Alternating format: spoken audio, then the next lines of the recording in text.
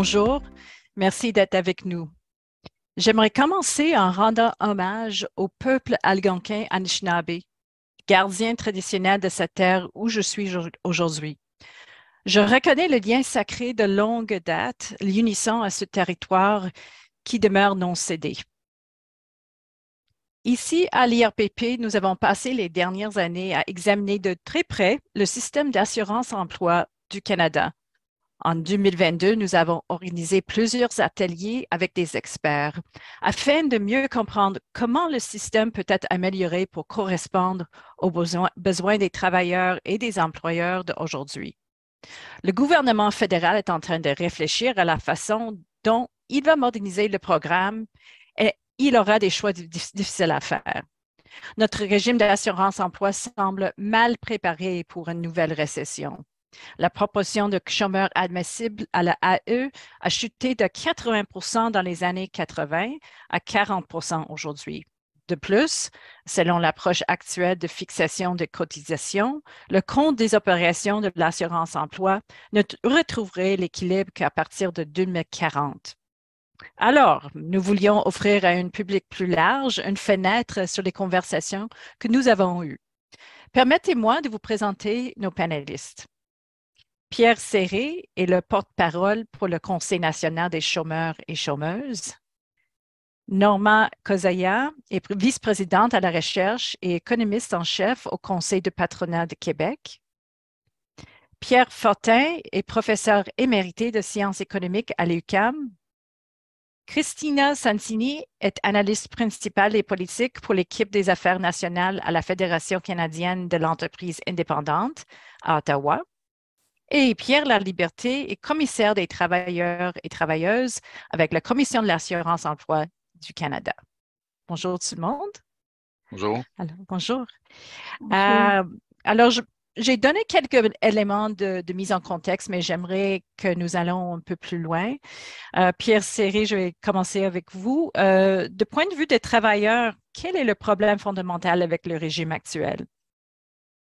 Je vous dirais quelques mots en introduction avant de répondre à votre question, parce que dans votre propre mot d'introduction, vous mentionnez que le gouvernement réfléchit présentement à une réforme du programme d'assurance-emploi. Puis sincèrement, on se demande s'il réfléchit vraiment en ce moment ou s'il réfléchit encore à réformer ce programme-là. Mais ceci dit, la discussion d'aujourd'hui est importante. Elle vaut la peine d'être tenue. Et pour répondre à votre question, ce qui est le problème fondamental avec le régime actuel, moi, je vous dis que, comment qu'on pourrait dire ça, le pacte social, celui qui a créé le programme d'assurance-emploi ou l'assurance chômage à l'époque, a été brisé par les gouvernements qui se sont succédés dans les années 90. Alors, il y a eu des mesures de façon successive, 4 mesures, 4 réformes de compression qui se sont imposées au régime d'assurance chômage, qui ont affecté les différentes protections et affecté au premier plan la couverture du programme d'assurance-emploi. Quand je vous dis casser, je vous dis casser en deux ce programme d'assurance-emploi au niveau de sa couverture. À l'époque, on avait une couverture qui protégeait environ 85 des demandeurs d'assurance-emploi, des travailleurs.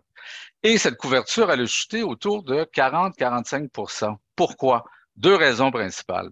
La réforme de 96 d'Ax-Forté va réclamer beaucoup plus de temps de travail pour se qualifier. Ils vont éjecter du système les plus mal pris du monde du travail, c'est-à-dire les gens qui travaillent à temps partiel, qui sont temporaires, qui sont sur appel, avec des horaires brisés, les saisonniers, les communautés autochtones. Le chef Picard de l'Assemblée des Premières Nations nous en parlait encore récemment.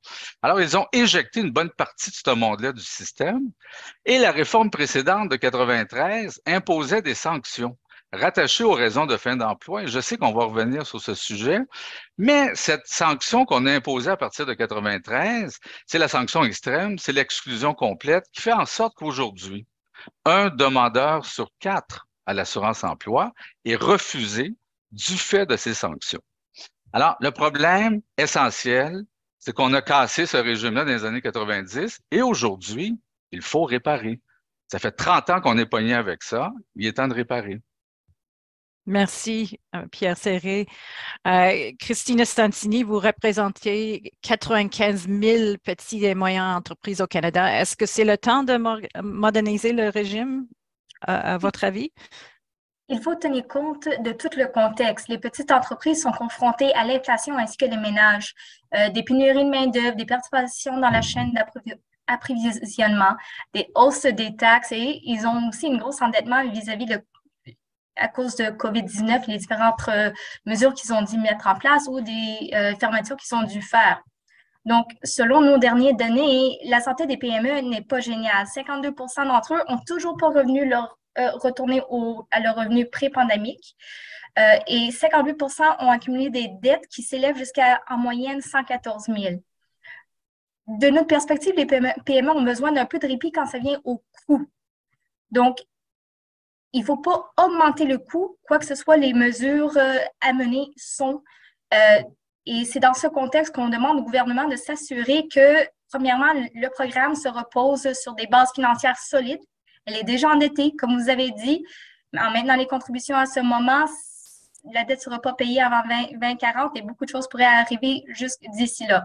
Ce déficit est lié à des différentes mesures qui ont été mises en place pour aider les employés et les employeurs à travers COVID.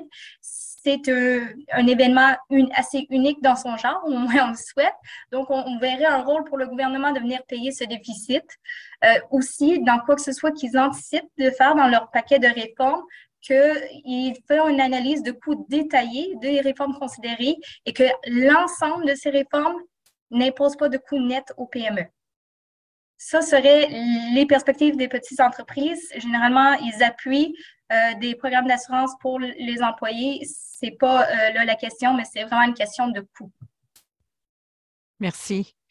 Pierre Fortin, Pierre Serré a fait référence les changements dans les années 90 sous le ministre Lloyd Axworthy.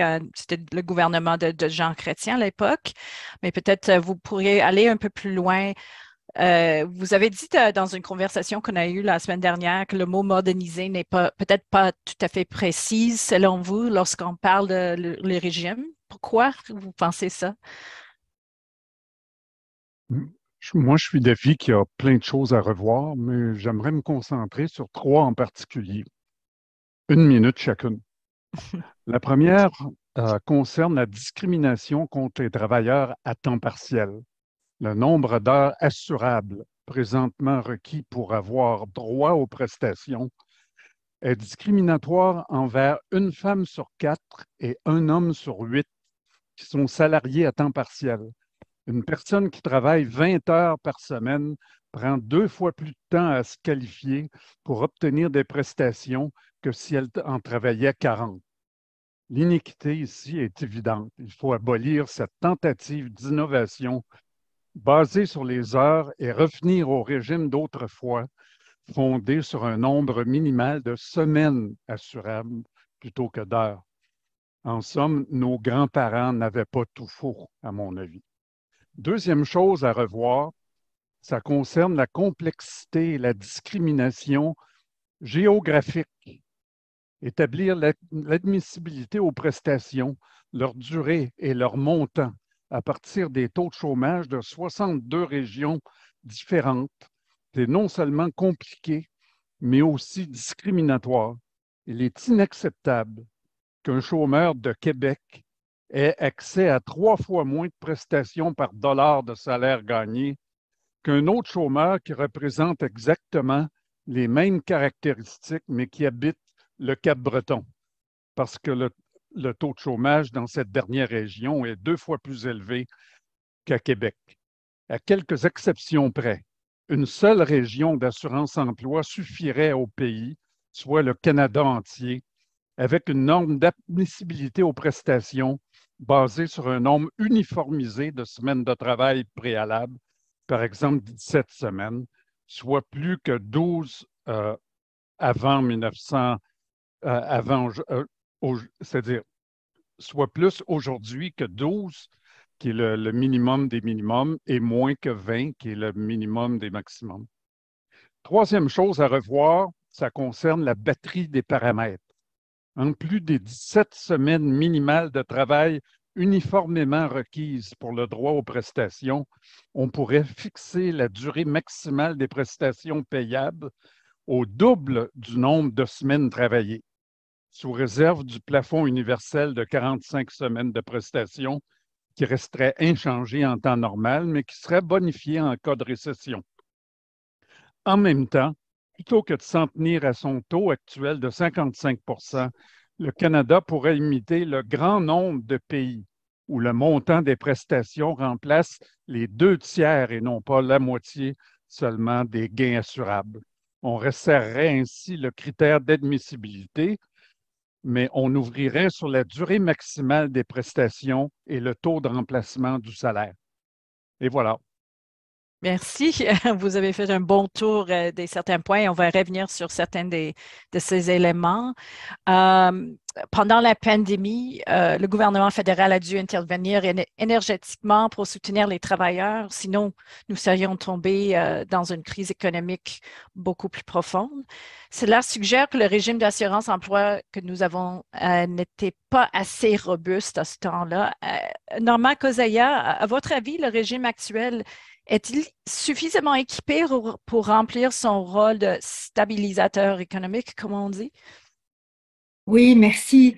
Tout d'abord, il faut dire que nous avions appuyé toutes les mesures qui avaient été mises en place au début de la pandémie. Effectivement, comme vous l'avez mentionné, ça a évité un effondrement de l'économie encore plus important. Et donc là-dessus, je crois que tout le monde s'entend. Et d'ailleurs, dans tous les pays, pratiquement, il y a eu des mesures exceptionnelles comme ça.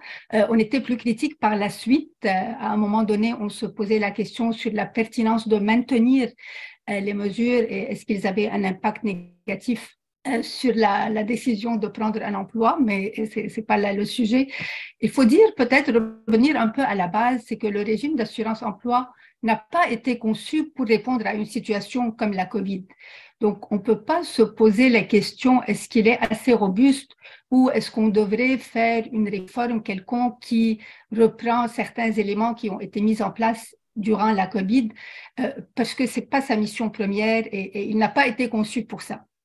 Maintenant, c'est clair qu'il y a des modifications qui gagneraient à être apportées. Il y a une simplification dont M. Fortin, par exemple, a parlé, qui est souhaitable. La question par exemple, du temps partiel est une question qui est très légitime et je crois que là-dessus, on a la même position que professeur Fortin et M. Serré même. Donc, c'est une sorte d'inéquité qu'on peut corriger. Donc, il y a des tas d'éléments qui peuvent être auxquels il faut s'adresser. En même temps, peut-être j'aimerais revenir sur le 40% qui a été mentionné au début. Il faut faire certaines nuances parce que ce chiffre-là, quand on l'utilise, si on regarde l'ensemble des chômeurs et combien sont éligibles à l'assurance emploi, bon, on se retrouve avec le 40%, mais ça ne veut pas dire que les personnes qui ont cotisé au cours des 12 derniers mois ou qui n'ont pas quitté leur emploi pour des raisons justes, le chiffre est différent, donc il faut nuancer un peu ce 40%. Donc tout ça pour dire que le régime n'a pas été conçu pour ce genre de situation-là et qu'il y a un rôle pour le gouvernement, comme ça a été le cas dans d'autres pays. En même temps, c'est sûr qu'il y a eu des enjeux technologiques et ça, c'est un autre enjeu. Je crois que c'est beaucoup pas juste l'assurance emploi, mais d'autres programmes fédéraux qui ont les mêmes enjeux. Oui, il répond en temps plutôt normal à son rôle de stabilisateur économique en fournissant un revenu minimal, on s'entend, qui peut être, sur lequel on peut débattre par la suite. Peut-être c'est pas suffisant en ce moment. Mais il ne faut pas non plus jeter le bébé avec l'eau du bain. Merci, merci. Pierre Laliberté, on a beaucoup entendu jusqu'à ce point-là. Selon vous, quelles sont les grandes priorités qui devraient guider une réforme? Écoutez, je pense que je vais reprendre un peu ce qui a été dit par ailleurs, c'est-à-dire que la question de l'accès, puis l'accès plus difficile pour certaines classes de travailleurs, je pense que ça, c'est un constat qui est indéniable, puis qui prédate la pandémie de 3 décennies. Donc, de ce point de vue-là, je vais revenir à ce que M. Serré disait. Je pense que cette réforme-là, ça fait longtemps qu'on l'appelle et qu'on l'attend. Donc, par rapport Mais il y a un problème, je dirais, il y a un problème qui n'a pas été mentionné, c'est celui de l'adéquation des prestations. Enfin, ça a été mentionné, non, par M. Fortin, qui faisait référence aux 2 tiers.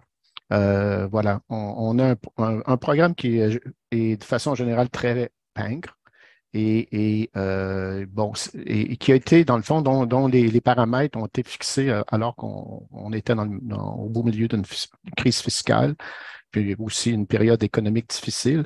Et on l'a laissé là, en déshérence depuis ce temps-là. Je pense que ça, c'est le constat. Et la preuve en a été, dans le fond, que quand on a eu la pandémie, puis je suis plutôt d'accord avec Mme Kozoya que c'est un événement qui n'arrive pas régulièrement, mais tout de même, Espérons. le programme a été incapable de répondre à la demande. Hein. Il faut quand même se le rappeler. Les gens du ministère vous diront que si on avait traité tous les dossiers qui rentraient en mars 2020, on n'aurait pas fini la job avant l'été 2021.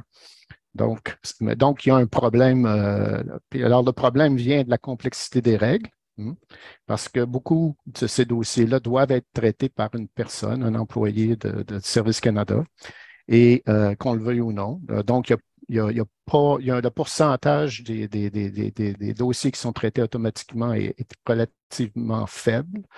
Et par ailleurs, c'est ça. La plateforme technologique là, est complètement désuète, c'est-à-dire qu'on embauche encore des gens qui programment en COBOL pour pallier, là, pour faire des changements. Alors, et ça, je vais quand même faire un petit plug pour le problème de la gouvernance. C'est-à-dire que ça fait des années que les gens à la commission soulignent ces problèmes-là, problème de l'inadéquation des règlements, des règles, et aussi la plateforme technologique qui sous-tend. Et qui, en fait, il n'y a eu absolument aucun mouvement jusqu'à très, très récemment. Et ça, on en a vécu les conséquences. Merci d'avoir soulevé ça parce que c'est un très bon point. On ne parle pas souvent des questions techniques, mais si on regarde les autres programmes comme de passeport ou plein d'autres programmes, il y a des problèmes, c'est certain. Je veux aborder la question du maximum de rémunération assurable. Durant plusieurs années, le gouvernement fédéral avait gelé ou même diminué le maximum. Aujourd'hui, le plafond est à 60 300 $.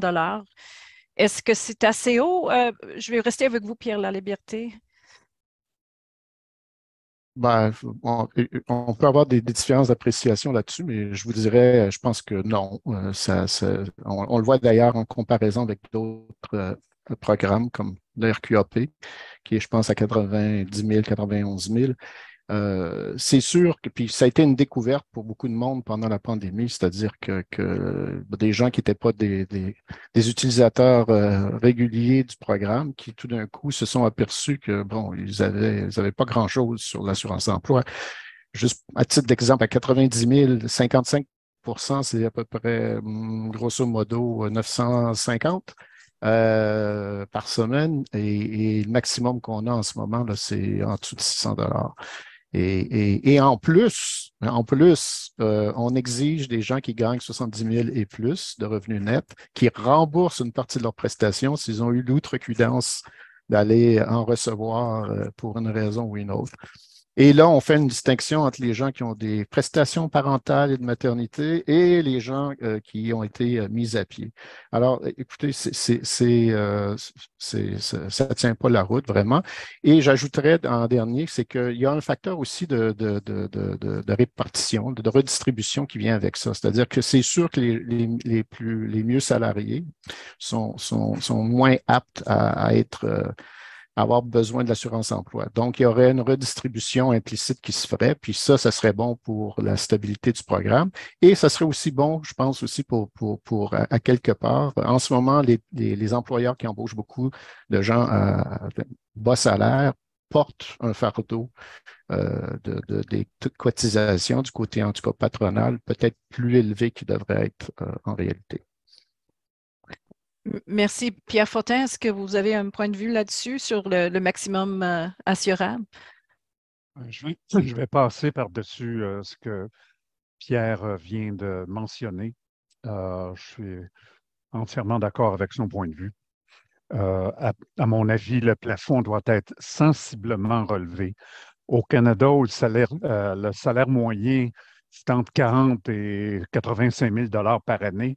Le maximum annuel des gains assurables par le programme est fixé présentement à 61 500 $. Or, l'assurance emploi régulière, ce n'est pas une aide sociale destinée surtout aux plus mal pris de la société, mais un régime d'assurance.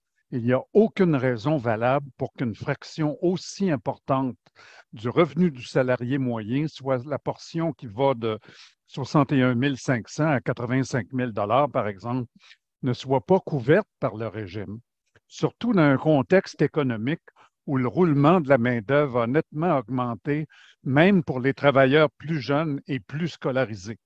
On pourrait même augmenter la couverture jusqu'à un salaire annuel de 100 000 $, soit le niveau présentement assurable contre les accidents du travail en Ontario, en Alberta et en Colombie-Britannique. Les cotisations sur le supplément de salaire assuré, évidemment, paieraient pour cette extension avec une amélioration du côté des inégalités de revenus en prime. Voilà. Merci, merci. Les employeurs, il faut dire, contribuent 1,4 fois plus de primes que les employés. Christina Santini, est-ce que c'est une formule qui doit changer? Pour nous, oui. L'employeur paye 1,40 $ pour chaque dollar que les employés payent. C'est une distribution de primes qui a été établie dans les années 70 et qui tenait compte que dans le temps, mais l'employeur avait un plus grand contrôle vis-à-vis les bris ou à l'égard des décisions vis-à-vis de l'emploi d'un individu. À l'heure actuelle, avec l'introduction et la bonification de diverses prestations spéciales, par exemple les prestations pour les proches aidants, les employés peuvent eux aussi exercer un contrôle, de plus en plus prendre des décisions à l'égard de leur emploi. C'est pourquoi que nous avons proposé que les réformes incluent un changement dans la répartition des contributions, soit que le gouvernement rentre dedans pour reconnaître l'aspect social qui augmente de l'assurance emploi et qu'il y ait une distribution de 40-40-20, ou que le gouvernement fournirait 20 comme ils les ont déjà fait auparavant, ou que ça soit une distribution 50-50 partagée entre les employeurs et le gouvernement, de plus que les prestations spéciales prennent de l'ampleur. Cet changement en formule pourrait faire partie, encore une fois, de l'ensemble des réformes et ce serait une manière de s'assurer que, quoi que soient les différentes mesures qui sont entreprises, ça n'impose pas de coûts additionnels ou supplémentaires aux PME. On va revenir sur la question des financements. Merci. Pierre Serré, vous avez fait référence aux sanctions. Par exemple, un employé qui veut quitter son emploi pour une raison, par exemple, pour suivre des études, ne pourra pas recevoir des prestations. Pourquoi devrait-on changer ces règles-là? Oui, excellente question, merci. Mais permettez-moi quelques petits commentaires en introduction pour répondre à la contribution de l'employeur qui est fixée à 1,4. C'est une responsabilité sociale de l'employeur. C'est pour ça que ça a été mis à cette hauteur-là. Parce que les travailleurs ne participent pas aux décisions économiques. Quand on ferme un limel à Saint-Hyacinthe, les travailleurs n'ont pas choisi de se retrouver au chômage. Quand on ferme la boulangerie Gadois, n'est-ce pas, à Napierville, il y a 135 travailleurs qui se ramassent à pied. Ils n'ont pas participé à ce choix-là. Ils se ramassent au chômage. Et la liste est longue, hein, en ce moment, d'Air Biscuits à Saint-Lambert qui va être délocalisé en Ontario, etc. Alors, c'est pour ça, c'est une responsabilité sociale, voilà. Permettez-moi un petit commentaire sur le fameux maximum assurable. Il faut se rappeler qu'un des éléments de la réforme de 96, ça a été de diminuer le maximum assurable. En 96, il était rendu à 44 000 $. Le gouvernement l'a réduit à 39 000 et le gelé là pendant 11 ans. 11 ans, jusqu'en 2007. N'eût été de ce gel, de cette diminution et de ce gel, aujourd'hui, le maximum assurable qui aurait suivi une courbe normale, avec l'inflation et tous les calculs qui sont faits, serait environ autour de 80 000, sinon assez proche de ce qu'on a au RQAP. Voilà. Pour répondre à votre question sur les sanctions, c'est une des pires mesures de comparaison qui s'est exercée en 93. C'est-à-dire qu'avant, quelqu'un qui quittait son emploi, était congédié, etc., on analysait bien sûr son dossier, pouvait être victime d'une sanction au début et pendant très longtemps, variant entre 1 et 6 semaines. Les conservateurs en 90 vont durcir cette mesure-là de 7 à 12. Si ma mémoire est bonne, je pense que c'est ça, 7 à 12. Et en 93, imposer la sanction extrême, c'est-à-dire l'exclusion complète. Nous, on a fait notre travail, on a pris nos responsabilités, on a fait des études comparées. Qu'est-ce qui se passe dans le reste du monde avec les programmes d'assurance chômage en mesure de sanction rattachées aux raisons de fin d'emploi? Et sur une gradation de 5, du moins pire au pire, nous autres, on est 5 chez pire. On est avec, je pense, la Roumanie, la Turquie. Les États-Unis sont pas pires aussi en la matière.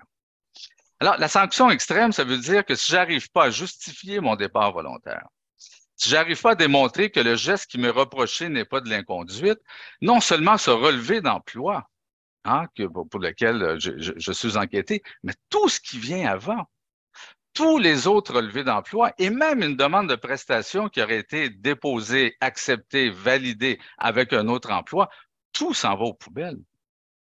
On judiciarise à l'extrême parce que quelqu'un qui fait sa demande de chômage, et il y a des gens dans certains secteurs d'activité qui passent d'une production à l'autre. Je pense, par exemple, au monde de la construction, au monde du technicien, des techniciens du monde des arts, des scènes, etc. Et quand ils vont présenter une demande de chômage, ils vont arriver avec 7-8 relevés d'emploi. Parce que c'est leur vie, parce que c'est normal, parce que c'est comme ça. L'assurance chômage va enquêter chacun des relevés d'emploi. Et même si à l'intérieur de ça, au milieu, il y a un départ volontaire, puis qu'après ça, tu as assez d'heures pour te qualifier, ils vont quand même enquêter sur ce relevé d'emploi-là. Ça vient alourdir, mais alourdir.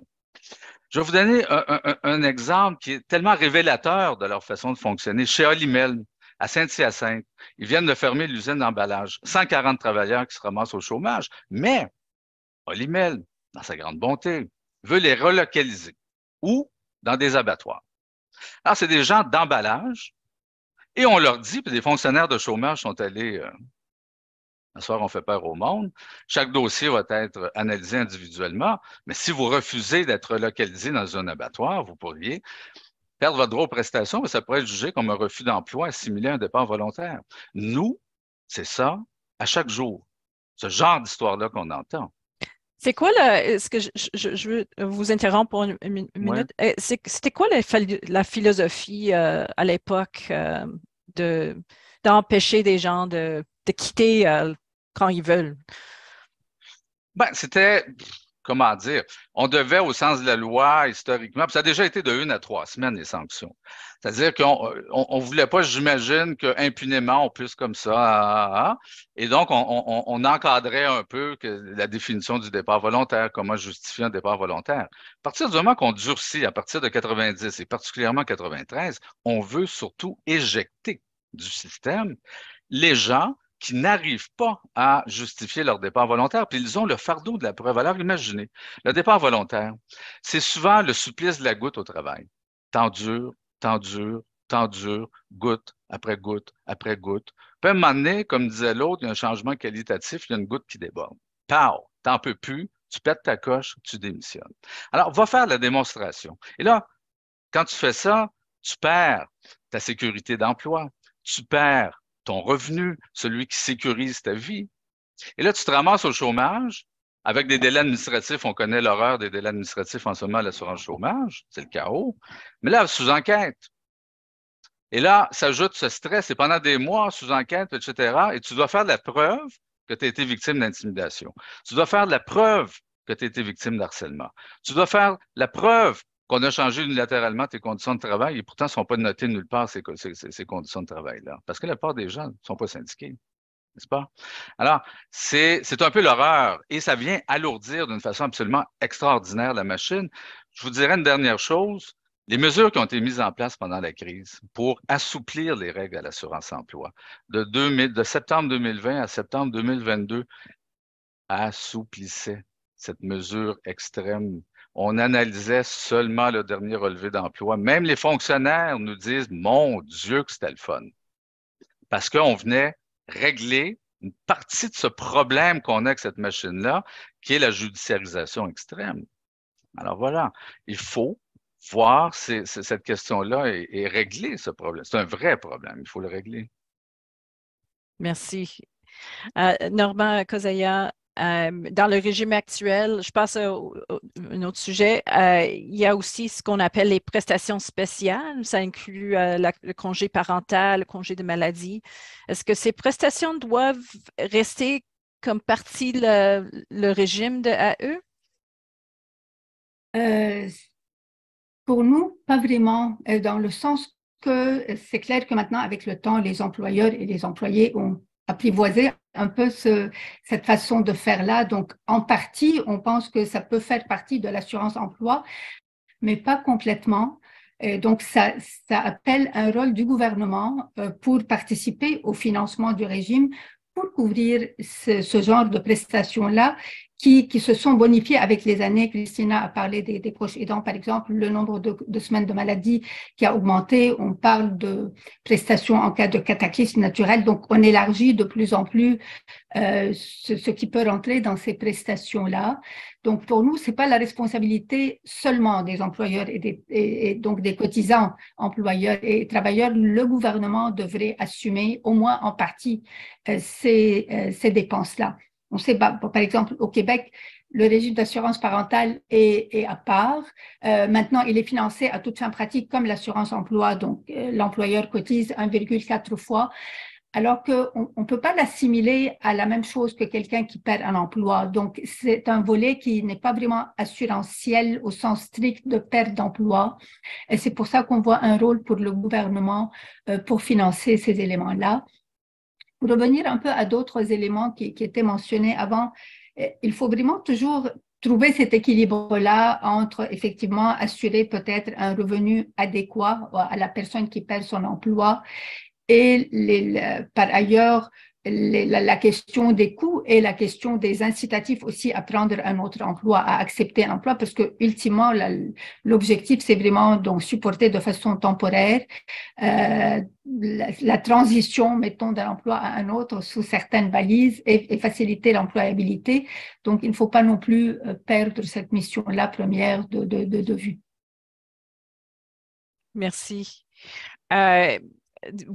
On parlait un peu de financement lorsqu'on parlait du rôle du fédéral. Le rapport que le IRPP a publié au mois de décembre porte directement sur la question des financements.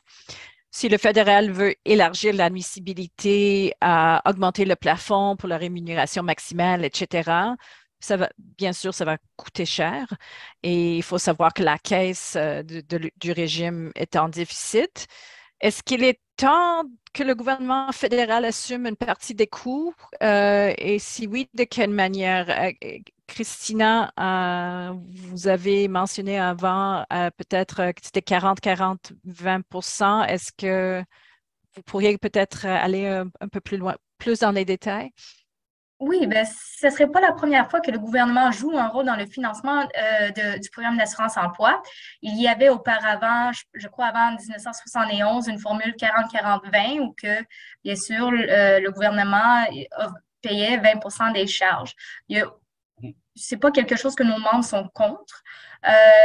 Il y a aussi eu, puis ça pourrait toujours être une alternative, un rôle pour que le gouvernement vient et verse des cotisations cycliques au compte d'assurance emploi quand il y a des périodes de récession ou une pandémie, une catastrophe majeure qui nuit à l'économie et qui entraîne un taux de chômage supérieur à la moyenne nationale qui est comme Norma a déjà mentionné, ces événements-là, ce n'est pas pour lequel le programme d'assurance emploi a nécessairement été conçu. C'est hors du normal généralement. Pierre Laliberté? Oui, effectivement, il y a plusieurs raisons, puis Mme Santini vient d'en mentionner deux. Qui justifieraient là, un apport direct là, du gouvernement. Pour enchérir là-dessus, je pense qu'effectivement, en ce moment, on est pris dans le carcan d'une formule de financement qui est complètement, qui ne fait aucun sens. C'est-à-dire qu'on a un équilibre sur 7 ans, ce qui n'est pas une mauvaise chose en soi. On opère sans réserve, ça c'est une autre chose. Mais les taux sont réduits en période de prospérité.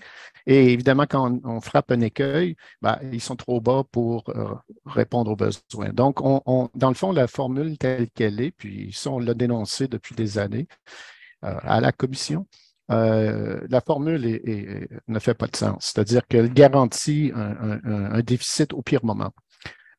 Et donc, une façon de pallier à ça, ce serait qu'effectivement, le gouvernement fédéral, dont on utilise les hypothèses pour faire des prévisions là, d'équilibre,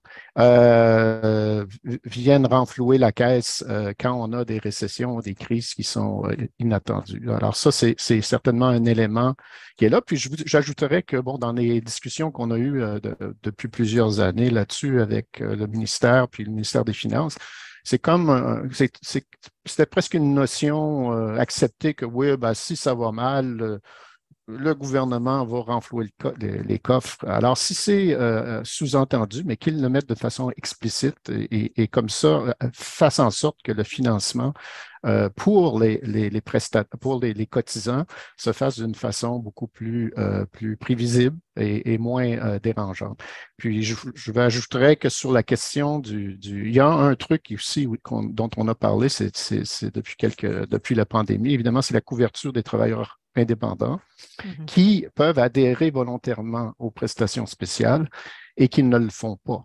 Et qui ne le font pas en partie parce que la proposition ne leur apparaît pas gagnante.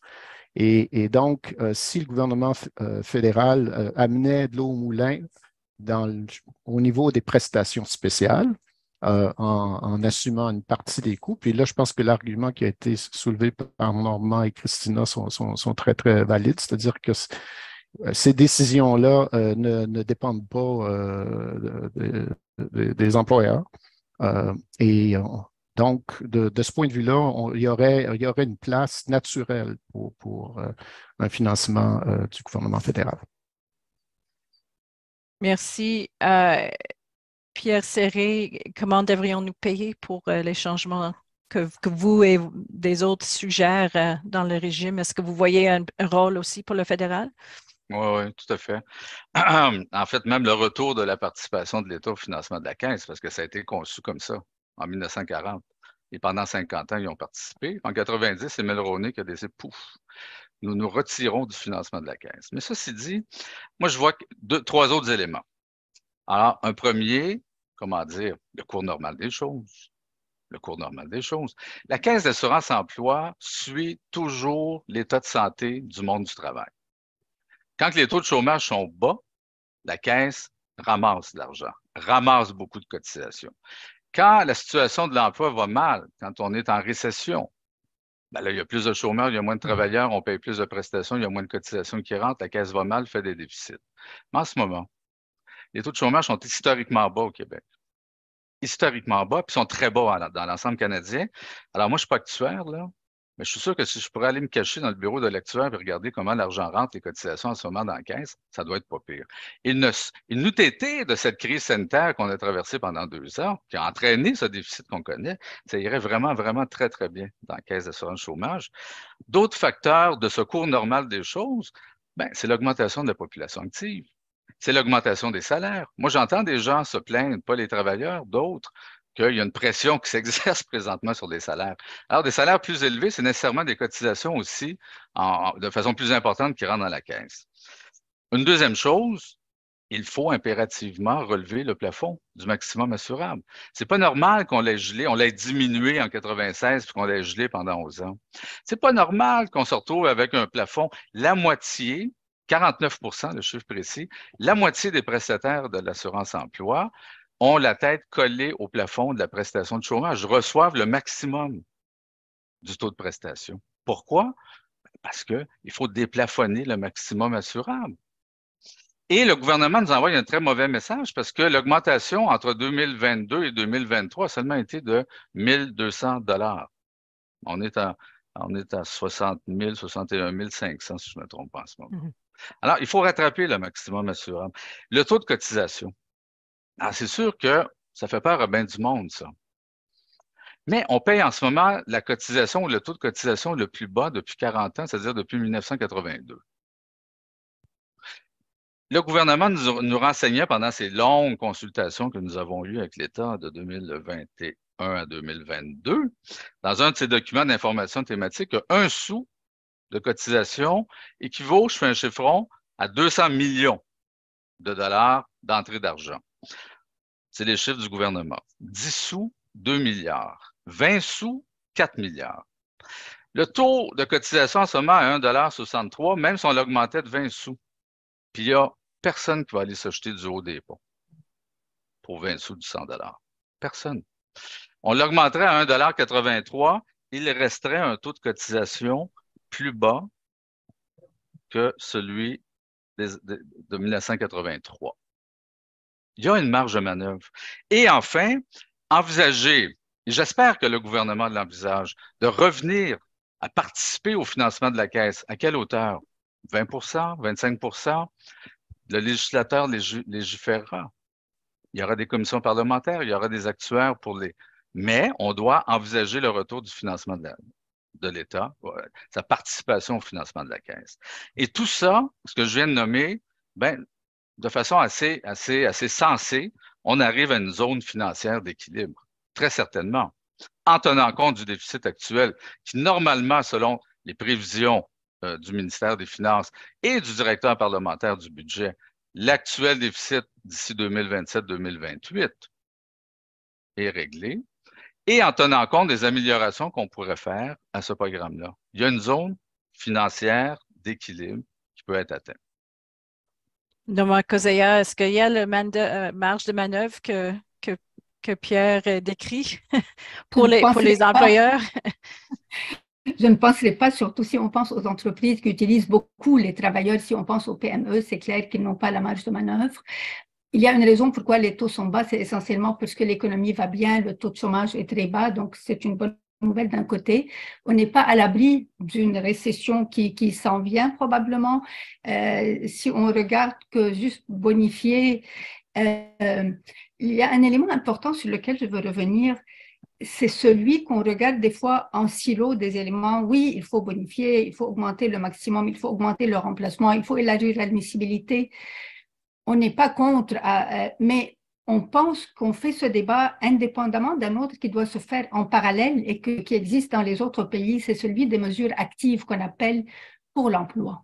Donc, on ne peut pas juste, oui, on veut bonifier, on veut élargir, on veut améliorer, on veut couvrir plus, sans qu'il y ait en contrepartie des mesures actives qu'on appelle que ce soit en termes de formation, en termes de contrôle, sans que ça soit exagéré.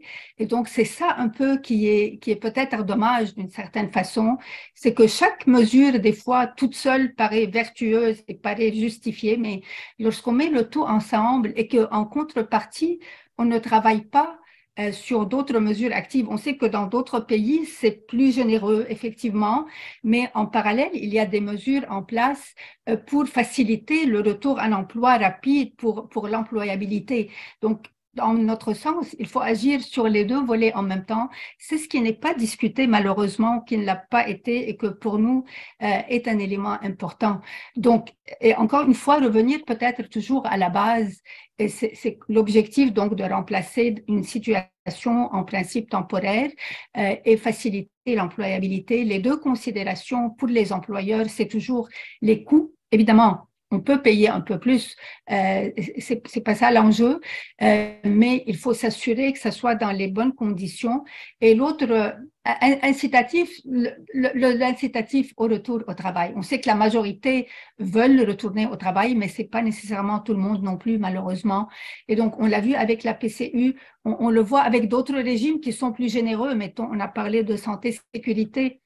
Dans les régimes santé-sécurité, je vous assure que les gens épuisent les prestations jusqu'au bout parce qu'on remplace 90%. Donc, cet équilibre-là entre assurer un remplacement de revenus adéquat et puis faire attention à ces effets un peu indésirables par ailleurs. Juste sur, je veux aborder la question des incitatifs. Est-ce que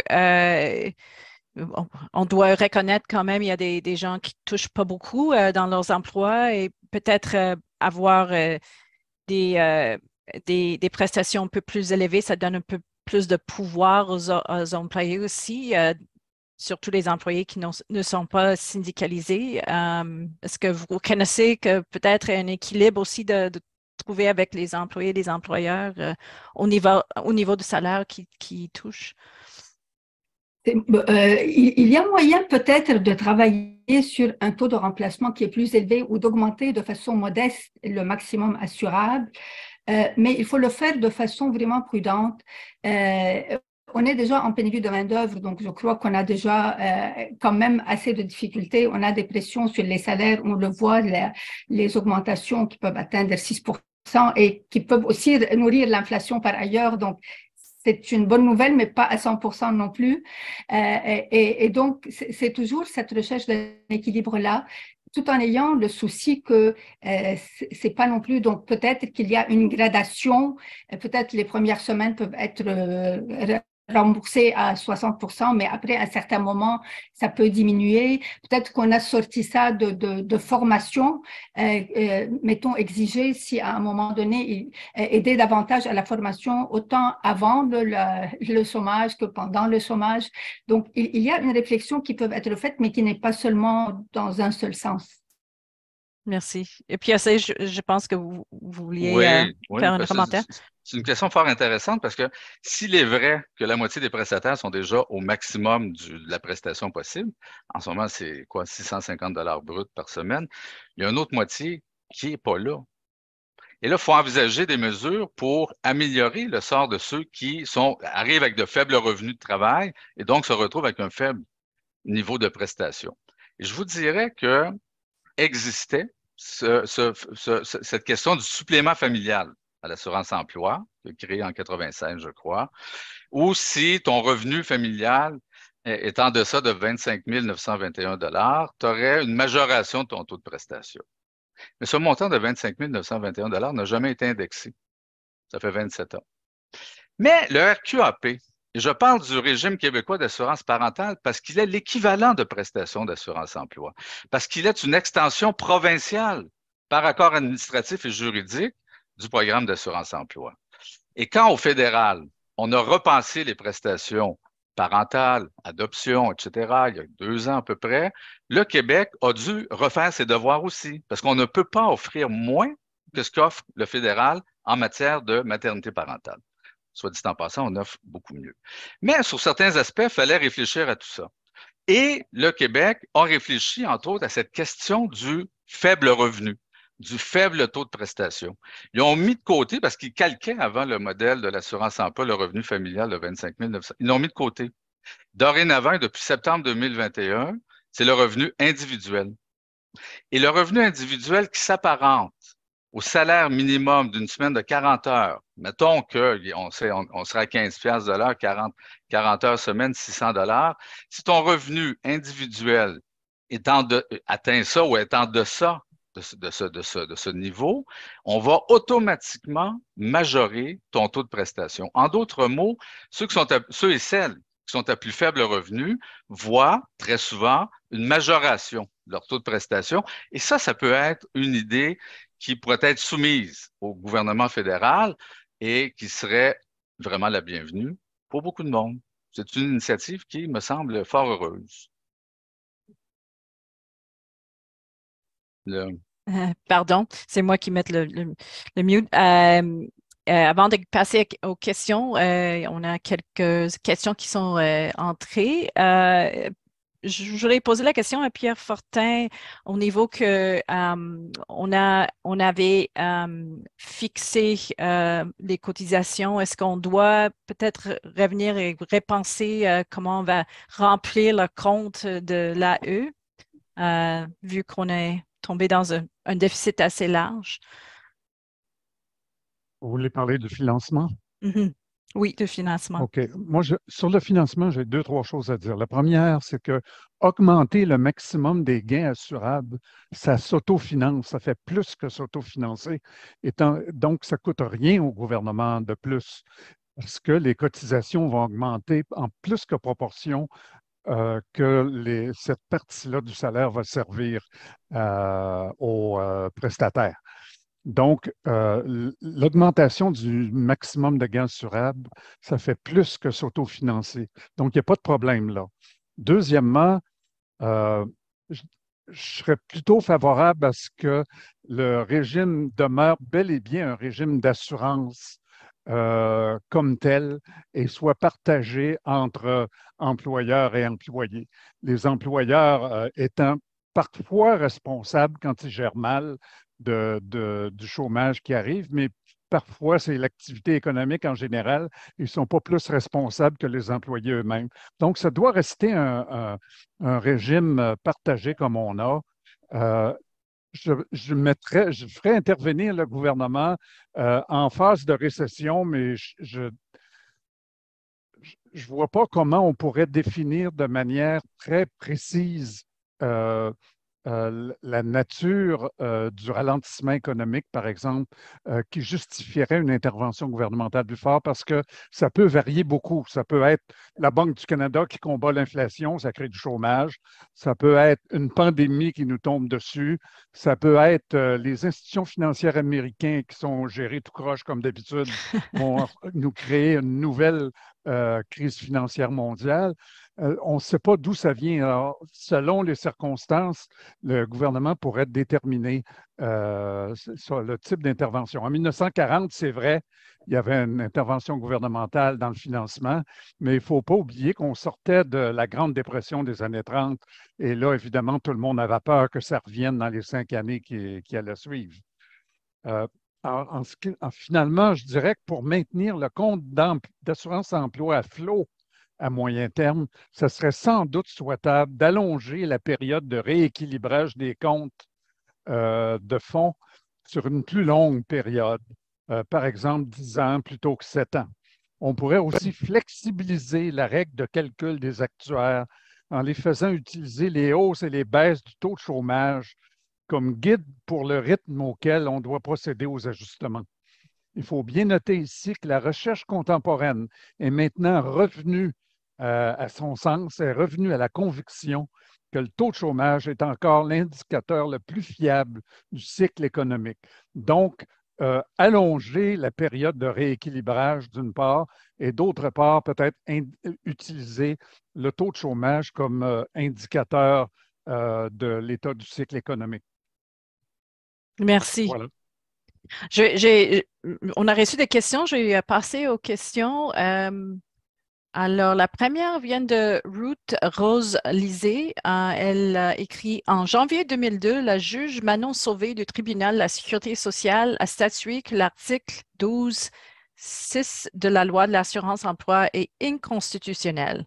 Cet article empêche les femmes qui ont bénéficié de 50 semaines de prestations de maternité et parentale de recevoir des prestations régulières si elles sont au chômage. La commission de la AE est allée en appel et cette injustice perdure. Qu'en pensent les panélistes? Est-ce qu'il y a quelqu'un, Pierre Laliberté, je ne sais pas si vous avez un point de vue là-dessus? Ben, oui, j'en ai un. Je suis tout à fait d'accord. Hein. Je veux dire, c'est la notion que quelqu'un, c'est parce qu'on est comme prisonnier d'une part de la période de référence. Et donc, si quelqu'un est en congé parental et se fait mettre à pied pendant cette période-là, c'est-à-dire que dans le fond, ils ont plus les heures accumulées pour pouvoir aller chercher. Alors, moi, je pense que là-dessus, il y a effectivement il y a quelque chose qui tourne pas rond ici, c'est-à-dire que quelqu'un qui se fait mettre à pied pendant un congé parental devrait pouvoir bénéficier de la protection du programme d'assurance-emploi. Et ça ne demande pas un gros amendement, là, parce que la combinaison, il faut se rappeler que la combinaison de différents types de prestations est permise, mais est étrangement plus compliquée quand il s'agit de tomber sur les prestations régulières. Puis là, je ne rentrerai pas dans le détail, là, mais bon, comme commentaire final, je vous dirais que j'ai bon espoir que ça va se corriger parce que c'est un message, je pense, qui a été bien entendu au niveau du gouvernement, même s'ils ont porté la cause en appel. Et là, je pense que c'est un genre de zèle, enfin, c'est-à-dire qu'à partir du temps et aussi longtemps que la loi n'aura pas été changée, ben, les avocats du ministère vont faire ce qu'ils ont à faire. Hein. Mais je pense que la volonté politique d'ajuster puis de corriger cette iniquité-là, elle est là. Merci. Autre question de Monica Karski. Pensez-vous que les cotisations des employeurs et des employés devraient prendre en compte leur utilisation du programme? C'est-à-dire que plus un employé utilise le AE, plus qu'il devrait y contribuer. À la base, le AE n'a pas été conçu pour soutenir des industries saisonnières. Cela contribue aux redistributions de fonds entre régions et entre industries. Pierre Serré? Ben, écoutez, c'est la vieille mentalité de l'utilisateur-payeur. Et on brise les solidarités naturelles. Pousser cette logique-là, ça veut dire que moi, j'aurais plus d'enfants. Alors, je ne veux pas payer, moi, de mes cotisations au régime québécois d'assurance parentale. Je ne veux pas payer mes taxes scolaires. Je trouve que je paye trop. Alors, on a créé des programmes sociaux avec cette idée de solidarité entre le monde du travail. Par exemple, si on parle de ce programme d'assurance-emploi, l'assurance chômage. C'est comme ça. On a mal pensé au tout début aux travailleurs saisonniers. C'est vrai, en 1940, c'était assez cheap là, comme fonctionnement face aux saisonniers. Mais avec le temps, ça s'est amélioré. Avec le temps, on a fini par comprendre qu'il y a des réalités du monde du travail sur lesquelles il faut se pencher et auxquelles il faut apporter des solutions. Le travail saisonnier en région, c'est l'industrie saisonnière. C'est vos membres à la FCEI. C'est les gens qui vivent en région. C'est la présence en région. Et les travailleurs saisonniers, particulièrement ceux en région. Il y a des coins de notre pays où l'offre d'emploi est essentiellement saisonnière. En ce moment, aux îles de la Madeleine, fais le tour des îles 4 fois dans ta journée, si tu veux, là, il n'y aura pas plus de jobs. Alors, tu veux quoi? Si tu leur refuses des prestations, qui déménagent, qu'on vide nos régions, qu'on mette une barrière en Gaspésie au mois d'octobre? Hein? Il y a des gens qui souffrent présentement parce qu'on a des périodes de prestations très courtes et qui sont en train de rentrer dans ce qu'on appelle, et c'est Lucien Bouchard à la fin des années 90 qui avait baptisé ce phénomène de trou noir, c'est-à-dire pas d'emploi, fin des prestations, tu te ramasses à vivre sous ta carte de crédit, avec les taux d'intérêt qu'on connaît. Et ça veut dire que quand tu vas recommencer à travailler, moi, tu vas travailler pour payer tes dettes que tu as mises sur ta carte de crédit. Alors, il faut réfléchir à toutes ces affaires-là. Et quand on parle des travailleurs et des travailleuses de l'industrie saisonnière en région, on ne parle pas de millions de personnes. Mais il y a des secteurs de l'emploi comme ceux-là. On a soulevé, par exemple, tantôt le monde du travail à temps partiel. 20 de la population active, 4 millions de personnes travaillent à temps partiel. Il y en a qui veulent. Il y en a que c'est comme ça qu'ils veulent travailler. Il y en a qui ne veulent pas travailler comme ça. Mais c'est ça la job qu'ils ont poignée. Puis les 2/3, c'est des femmes. Le monde qui travaille sur appel avec des horaires brisés, qui peine à ramasser les heures. Vous savez qu'en ce moment, avec 1000 heures de travail, on va donner en ce moment à peine 17-18 semaines de prestations. Alors, ce régime-là est pour répondre à des failles du monde de l'emploi où parfois on se ramasse en situation de chômage entre 2 emplois. Mais encore une fois, le recours à l'assurance-emploi est toujours attaché à l'état de santé de l'économie du monde du travail. Ça, les chiffres sont très clairs. Les 2 années qui précèdent la pandémie, la durée moyenne réelle d'une période de prestation au Québec était de 15 semaines, 18 au Canada, ou 17.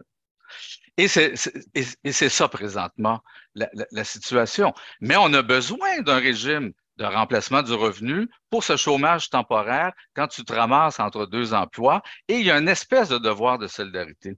Revenez aux textes fondamentaux qui ont créé l'assurance chômage et vous allez relire ces termes de solidarité.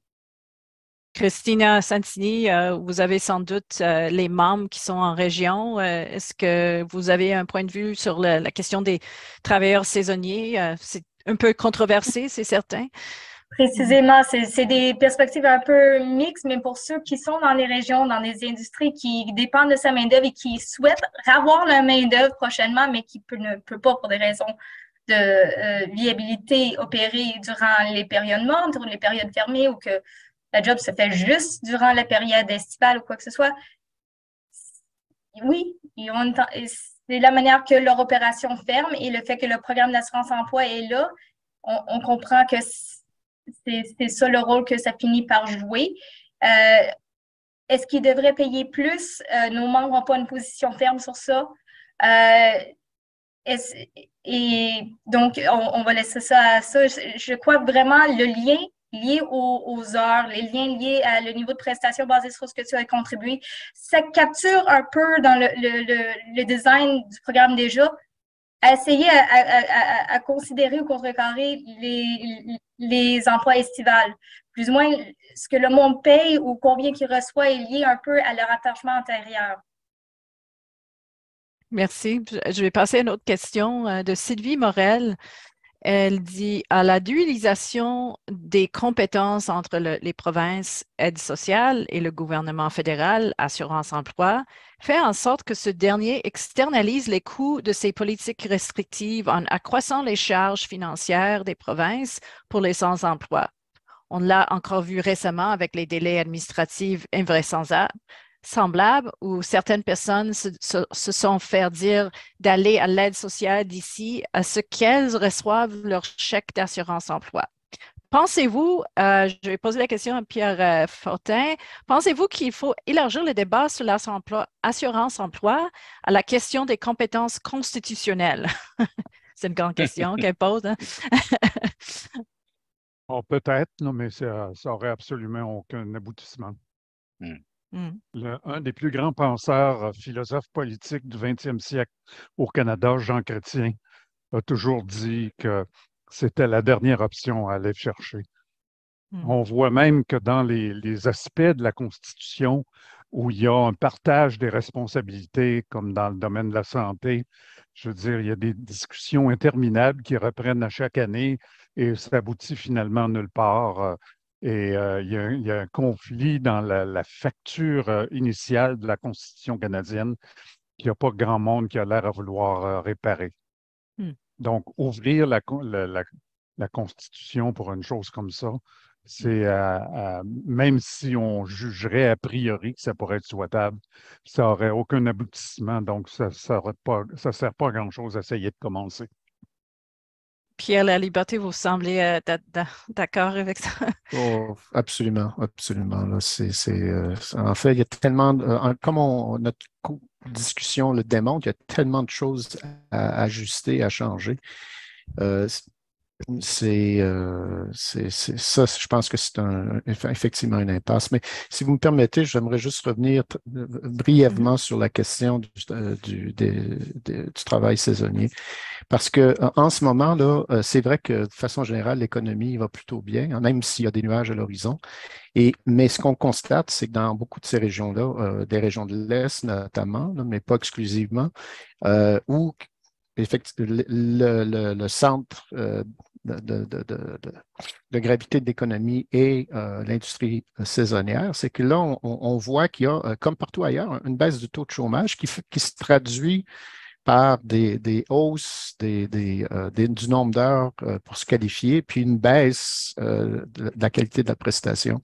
Puis là, je vais prendre peut-être le cas le plus extrême. Là. Je pense à la MRC de la Haute-Manicouagan où le taux de chômage, parce qu'ils font partie de la côte nord bas du fleuve, est 3,9 %. Donc, ils se qualifient pour le minimum. Et pourtant, dans cette région-là, là, dont on parle des Escoumins, Tadoussac, on a un taux de chômage saisonnier en ce moment qui doit être au moins à 15 %, sinon plus. Alors, et ça fait partie aussi, je pense, des iniquités qu'il faut dénoncer.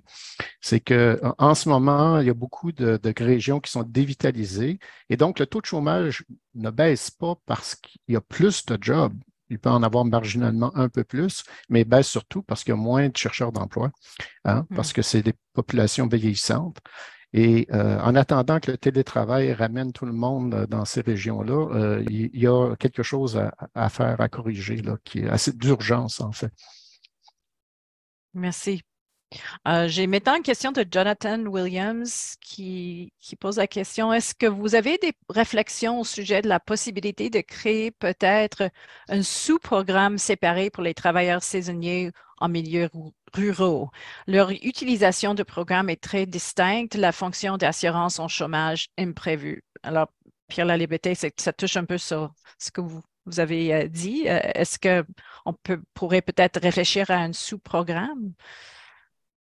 Ben, mais il y a déjà des dispositions qui existent en vertu d'un projet pilote là, qui a été défini il y a quelques années, puis qui est toujours en place, puis qui donne aux gens qui ont des antécédents de travail saisonnier quelques semaines de plus, jusqu'à 5 semaines de plus.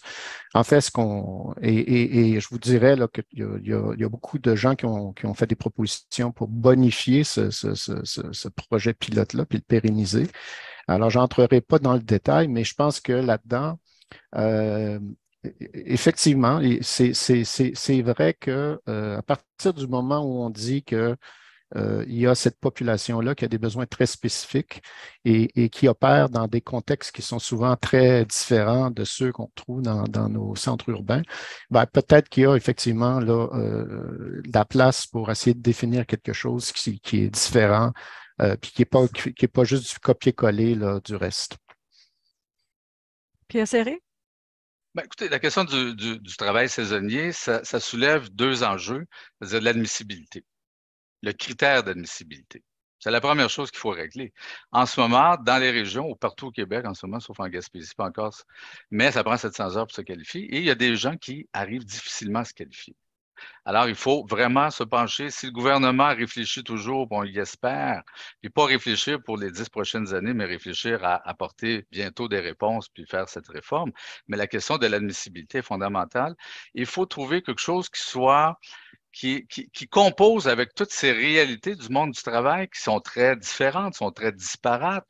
Et probablement que pendant la crise, cette norme de 420 heures était une bonne formule de compromis.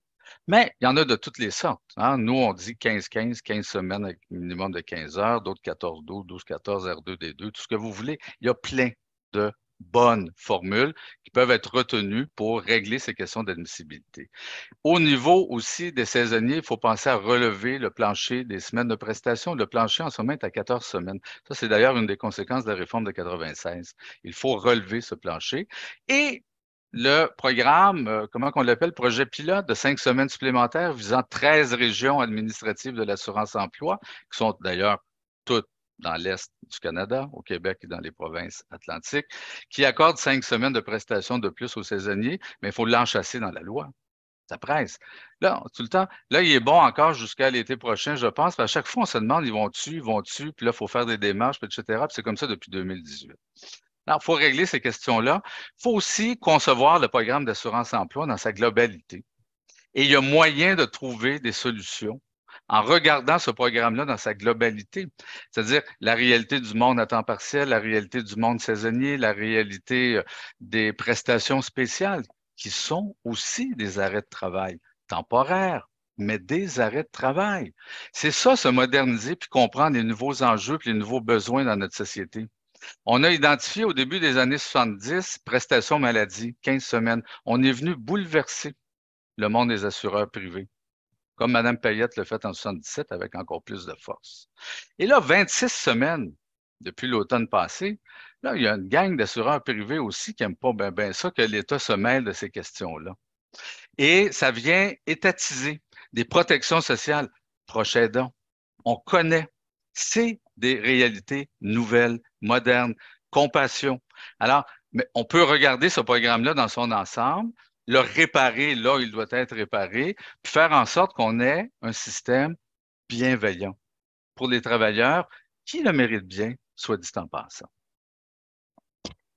Norma Kozaya, j'aimerais aborder quelques questions le marché de main-d'œuvre du futur. Est-ce qu'on a un régime d'assurance-emploi qui réponde aux défis qu'on va voir d'ici 5 ans, 10 ans, 15 ans? Parlons de la formation de la main-d'œuvre et des travailleurs. Y a-t-il des solutions possibles pour mieux préparer les employés et éviter qu'ils perdent leur poste? Et c'est certain qu'il y aura des employés qui vont devoir avoir des outils différents, des compétences différentes pour des emplois, des nouveaux emplois avec une économie très différente. Oui, c'est clair qu'il y a beaucoup de défis en termes de formation, de développement des compétences, de qualification, requalification. Et bon, c'est sûr que de façon générale, la formation, c'est de compétences provinciales. Toutefois, l'assurance emploi peut quand même jouer un rôle. Et puis, c'est un levier qui est à la disposition du fédéral qui peut être mieux utilisé qu'il ne l'est en ce moment. Effectivement, et on pense qu'il y a des besoins de formation autant donc quand la personne est au chômage que lorsqu'elle est en emploi. Et c'est un peu le nerf de la guerre. Si on veut aider à se moderniser, à améliorer notre productivité au Canada, ça passe beaucoup par la formation. Nous, parmi les choses, par exemple, qu'on propose, c'est mettons, pour l'employeur, donner des crédits de cotisation à l'assurance emploi lorsqu'il y a des investissements en formation, alors que la personne est encore en entreprise, mettons que ce soit à l'occasion d'un investissement technologique ou autre, pour donner des cours. Même dans la transition verte, il y a de nouveaux besoins qui se présentent. Donc, c'est peut-être de cette façon et de la même façon, quand on parle de bonifier les prestations, ça peut être, mettons, bonifié pour les employés qui suivent des formations. Donc, il y a des tas de choses qui peuvent être regardées, qui vont en même temps aider les employés et les employeurs et aider de façon générale l'économie. Et parce qu'effectivement, les besoins sont énormes. C'est sûr qu'il y a un bout qui ne relève pas de l'assurance emploi, mais dans le bout qui relève la partie 2 qu'on appelle de l'assurance emploi, on peut mieux l'utiliser, incluant par exemple lorsqu'on parle de programmes de travail partagé, les employeurs des fois ont recours pendant des périodes de ralentissement. Donc, il y a effectivement des éléments qui peuvent où le régime peut jouer un rôle structurant et positif davantage à ces égards. Merci. Pierre Fortin, je vous vois. Oui, pour préparer l'avenir, la première des choses, c'est garder nos enfants à l'école, les envoyer à l'école jusqu'à temps qu'ils réussissent leur secondaire au moins. À l'heure actuelle, il y en a encore un trop grand nombre à travers le Canada qui ne passent pas leur secondaire. Une des façons de procéder, c'est de faire comme l'Ontario puis le Nouveau-Brunswick puis le Manitoba, c'est-à-dire de dire qu'un jeune devra rester à l'école jusqu'à 18 ans, à moins d'avoir eu auparavant, d'avoir décroché son diplôme secondaire. Et la raison pour laquelle je dis ça, c'est que l'importance de l'accès dans le cours d'une vie adulte, d'une vie active, aux prestations d'assurance chômage dépend en grande partie de la formation scolaire de base que la personne va avoir. Et donc, prendre une décision quand on a, je ne sais pas, là, de 15 à 20 ans, de ne pas continuer à l'école, ça crée un risque moral pour l'ensemble de la société. En d'autres, je ne dis pas que tous les jeunes qui ne passent pas à travers leur secondaire créent eux-mêmes ce risque-là de façon libre, puis on doit les punir. Au contraire, ce n'est pas ça que je dis, mais il faut garder à l'esprit qu'il est absolument fondamental, si on veut garder la viabilité de nos programmes sociaux, dont l'assurance emploi ultérieurement, c'est d'abord, quand vous dites préparer l'avenir, on prépare l'avenir en les envoyant à l'école, puis en les maintenant à l'école, puis une fois qu'ils ont fait leur secondaire, envoie-man, va-t'en aux professionnels ou va-t'en au cégep. Mais, je veux dire, reste pas avec une formation qui va devenir de plus en plus insuffisante pour fonctionner correctement dans le monde automatisé qui s'en vient ou qui est déjà avec nous. Merci. Excuse-moi, là, je suis complètement en dehors de la coche en parlant Non, mais c'est important parce que... si on veut préparer l'avenir, il faut commencer par là. Non, ouais, mais il n'y a pas de thème en politique publique qui n'est pas lié à un système beaucoup plus large que, que juste une petite partie. Pierre Laliberté, et je pense qu'on va bientôt finir. Ça va passer très vite.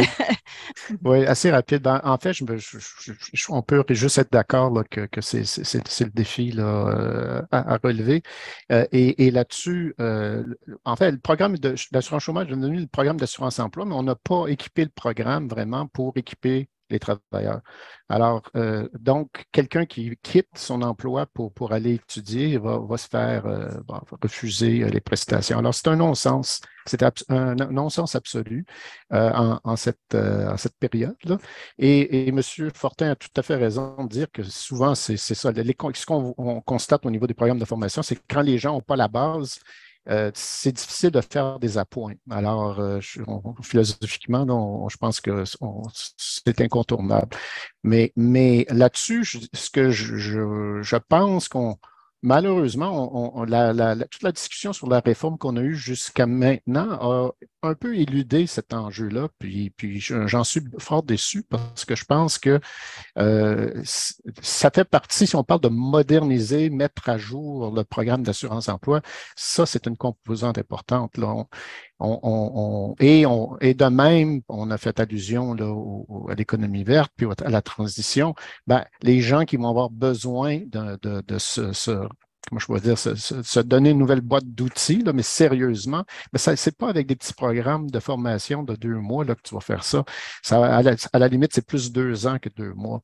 Et là-dessus, on est tout à fait déficient encore.